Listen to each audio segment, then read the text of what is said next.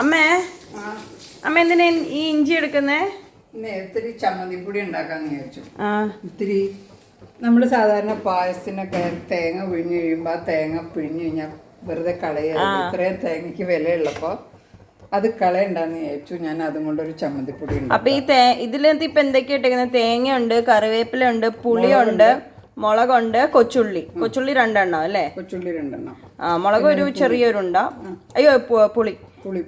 കറിവേപ്പില ഒരു തണ്ട്. ഇനി ഇത് ഇഞ്ചി അരിഞ്ഞിടാൻ പോവാം. ഇഞ്ചിന്റെ കുറച്ച് മതി. കരിവേപ്പില കുറച്ചും കൂടെ വേണം. കുറച്ചുകൊണ്ടുവരാം. ഇനി ഇതിന്റെ കൂടെ കായ്പൊടി ഇടുവോ? കുറച്ച് കായ്പൊടി, കുറച്ചാലും മതി. ഉണ്ണി ഈ വീഡിയോ കാണണ്ട. ഒരു ശകലം മുളക് പൊടി ഇട്ടിട്ടുണ്ട് കേട്ടോ. ഉണ്ണിക്ക് ഇഷ്ടമല്ല കായം. മതി, ഓഫ് ചെയ്യാം.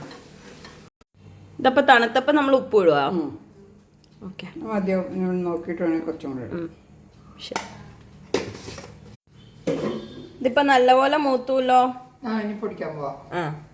ഓക്കെ, നമുക്ക് പൊടിച്ച സ്റ്റോർ ചെയ്യാം. ഓക്കെ. അപ്പോൾ ദേ ഇതാണ് അമ്മയുടെ സ്പെഷ്യൽ ചമ്മന്തിപ്പൊടി. അപ്പോൾ എല്ലാവരും ട്രൈ ചെയ്ത് നോക്കൂ, അല്ലേ മാം? അതെ, തേങ്ങാപ്പീര ഉണ്ടെന്നെങ്കിൽ വെറുതെ കളയരുതായിരുന്നു.